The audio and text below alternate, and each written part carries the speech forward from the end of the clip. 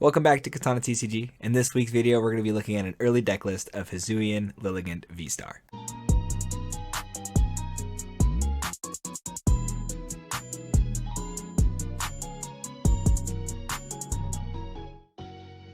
When it's time to flex on your opponents in Top Cut this season, or even just upgrade your TCG accessories, make sure you're checking out inkgaming.com. They have a wide variety of custom playmats, custom dice bags, face masks, as well as mouse pads too, and a grip of sleeves and dice and deck boxes, all your TCG accessory needs. And you can use the code DADSPOD10 at checkout for 10% off your entire order from inkgaming.com. Your game, your style.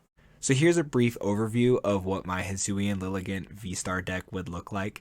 Obviously, we have more cards to be released in Astral Radiance that could potentially shift the way that this build looks.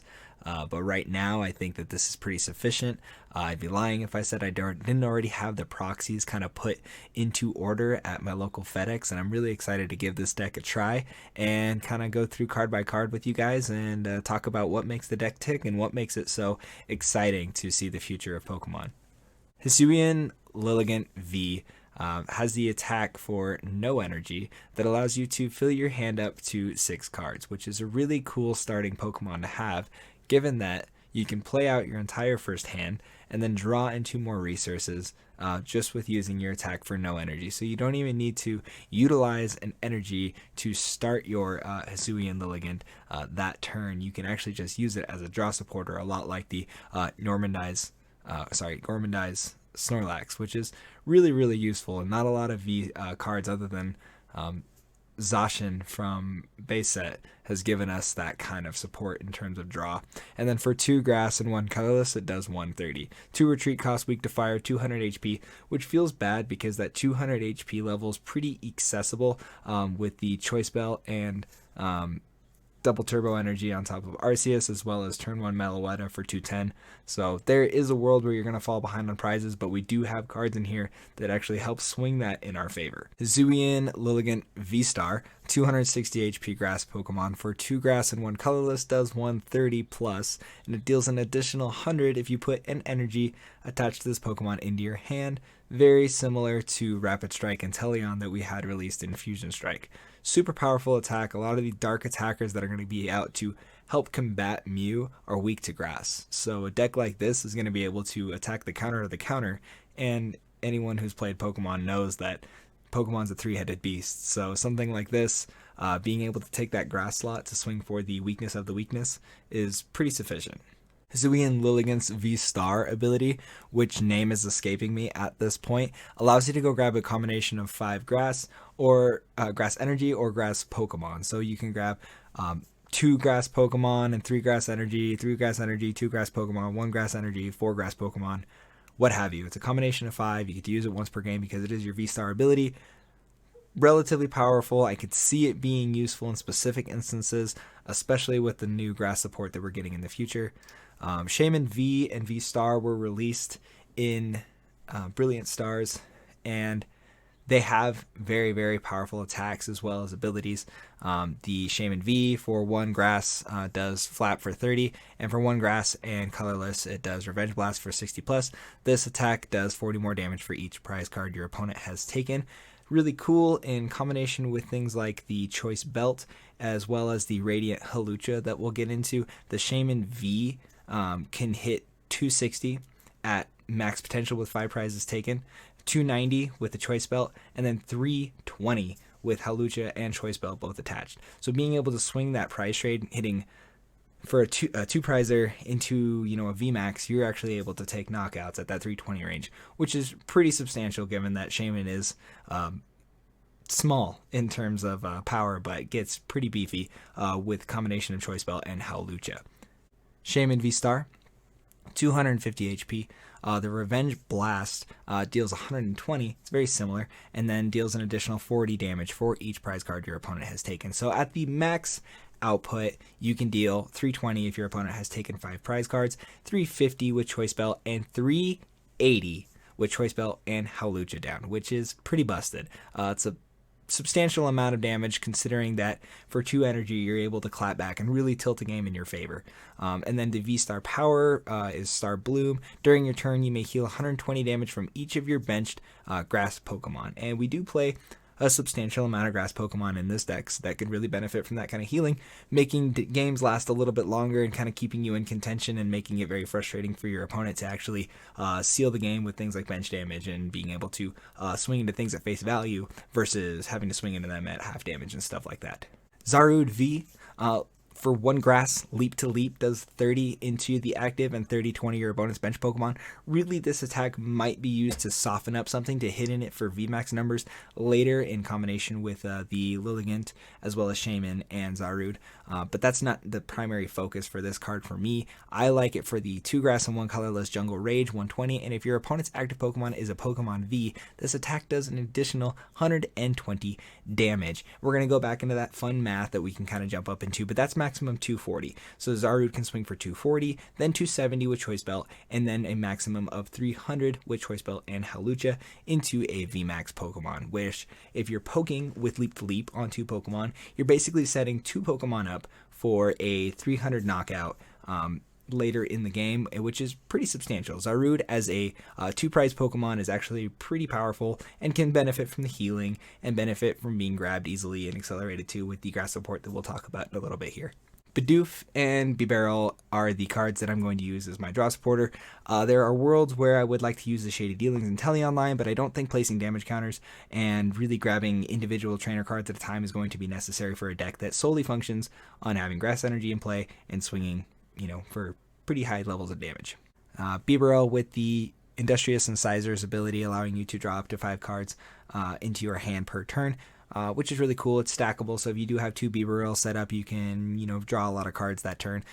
In combination with things like the Ultra Ball, it's very, very useful, and I think going forward, Bibarel is going to be one of the better draw supporters to kind of make these VSTAR decks work out, and it kind of levels the prize trade too, because if your opponent wants you to stop drawing cards, they have to take 1 prize to do it, where something like Crobat allowed you to draw 1 time 6 cards in your hand, and they'd have to take 2 prizes. Which sped up the game a lot in their favor, where I think this slows it down, and it makes things like Ultra Ball a lot more useful. What's really exciting, and this is some new grass support that came out with Hisuian and Lilligant, is Kricketot and Kricketune. The ability allows you to have 40 extra HP on all of your grass Pokemon that aren't named Kricketune. So pretty useful in a deck like this, where Lilligant maxes out at 260 and Shaman maxes out at 250 and the Zarude has 220 base. But in combination with the Kricketune, as well as the big charm that I play a 1 of in this list, your Lilligant can go to 260, then 290 with big charm, then 330 with Kricketune, which is VMAX numbers, which is fantastic. Zarude goes from 220 to 250 and then back to 290, and which is pretty substantial. That's, more than Arceus V-Star. And Shaman goes from 250 to 280 to 320, putting both of your V-Star Pokemon at 320, 330 HP, making them VMAX numbers, makes them incredibly beefy. So something like Kricketune is necessary in a deck like this, and you do have a little bit of bench space, given that you're not going to put all your grass support down at one time, given that the grass support that we're going to talk about in the future allows you to kind of play cards as they are put into play that specific turn. Hawlucha that I keep referring to allows you to do 30 extra damage to your opponent's active VMAX. Obviously, this isn't going to tilt the V-Star matchup very heavily in one favor or another. However, dealing 30 extra damage into any VMAXs at this point in time is super duper necessary. Just for being a bench sitter, it's very, very powerful, and I'm very much so looking forward to including this in several decks that need to go through things like Duraludon and Mew VMAX and so on and so forth. I do run a 1 of Lumineon V, being able to quick ball away a resource to go grab Lumineon and go grab the, boss or the necessary draw supporter for the turn to kind of put my opponent at a disadvantage or kind of make the game function in the direction that I need it to go is going to be super duper necessary. I do play a 1 of Turffield Stadium. Given that it is a grass Pokemon deck, it's necessary to have something that allows you to go grab your grass evolution Pokemon, so you can utilize your Ultra Balls to go grab things like your Bidoof, Bibarel, and so on and so forth. And I really like this new stadium that came out. It's like the Temple of Sinnoh, if I'm not mistaken. It makes all special energy in play worth 1 colorless and have no ability whatsoever. So this actually shuts down Fusion Strike energy, Rapid Strike energy, Single Strike energy, what is it, the Hiding Darkness energy, as well as Speed Lightning energy, and so on and so forth. There isn't really a better stadium than this other than Path to the Peak, but I do like my abilities in this deck because given that the late game healing from Shaman might be super duper necessary, and if the Path to the Peak stays in play for long enough, that might not become an option for me. So I think that this might be my stadium of choice alongside the good old Turffield Stadium. Gardenia. I want to say that the card's actually called Gardenia's Vigor, which is really cool. I play a 3 count of this. Originally in my list I played 4, but I think that might be too much given that it only allows me to draw 2 cards at a time.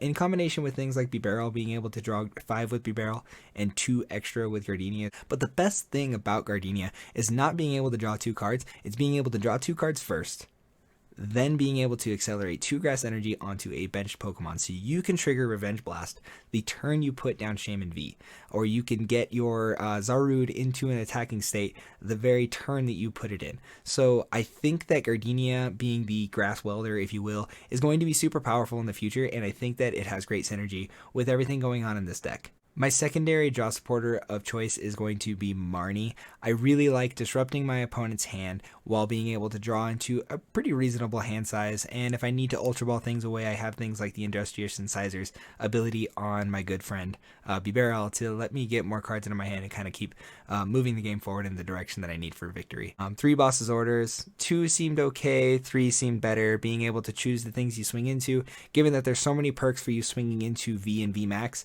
where swinging into other things like VSTARs aren't so beneficial given that the Howlucha isn't triggered and stuff like that. 1 of Raihan, being able to, like I said before, get attackers into play the turn that you play the card down is really, really necessary. I don't have a lot of individual search, so the Raihan's going to have to be incredibly circumstantial. Given that things like Mew don't play a whole lot of manipulation, you can sit on the Raihan for a while and play it when you're, getting knocked out, and then immediately turn Shaman into that big swinging Pokemon that we have talked about before.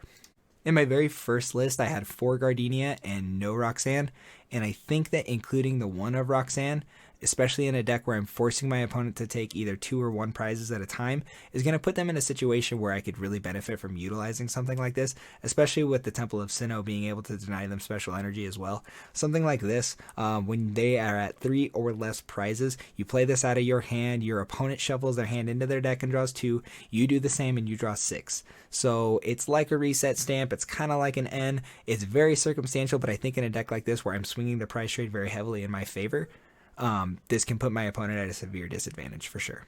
I play 4 Quick Ball, 3 Ultra Ball, 2 Switch, 1 Rope. Gardenia accelerates to the benched Pokemon, so having the Switch cards is very, very necessary, but there are going to be instances where you are forced to retreat, and that's why I play a 1 of Energy Retrieval, because you are allowed to accelerate a maximum of 2 Grass Energy from your hand to these Pokemon. So at any given moment, you can put 2 Grass Energy in your hand and get the maximum benefit out of Gardenia. 2 Energy Search. It's not super necessary to get that first attack off with the Lilligant being able to draw into 6 cards, but it's never bad to have a searchable card that allows you to go grab an energy. 1 of Big Charm to get everybody's HP up to that level that I was talking about before, where you can max out Lilligant at the 330 range, the Zarude at 290, and the Shaman at 320. 3 Choice Belts, because the math just makes sense. Being able to deal 30 extra damage with each attack from these Pokemon, being able to get up to that high V-Star range and that low VMAX range is going to be incredibly necessary going forward. Obviously, one-hit KOs are very uncommon in this format right now where everything's 2-shot, but getting as close as you can with something like this and being able to finish off Pokemon with that leap-to-leap that the Zarude has is actually really sneaky, especially for a 1-energy attack. 9 energy, which seemed like a relatively low count to me because we're not utilizing things like Arceus and the double turbo energy, and we usually play like 8 energy alongside 4 double turbo energy, but things like Raihan, things like the energy retrieval might make this energy efficient attacker deck very, very easy to pull off with just a low count of 9 energy. And this summarizes what an early Hisuian Lilligant VSTAR list could look like, featuring a lot of other grass support that we are getting in Astral Radiance. Really looking forward to playing a deck like this. Shout out to Jake Gearhart for having the PokeGear app readily accessible for us new players to have demonstrations like this. And shout out to 9Card TCG on YouTube. Make sure you check him out. He inspired me to make videos like this, and hopefully I could make more stuff like this in the future because of him. And make sure you check out Pokedads every Friday on Spotify, Apple. It's a great podcast where we talk about TCG and fun stuff like that. And my streams Monday through Friday at Katana TCG on Twitch. Make sure you like, comment, and subscribe. And deuces.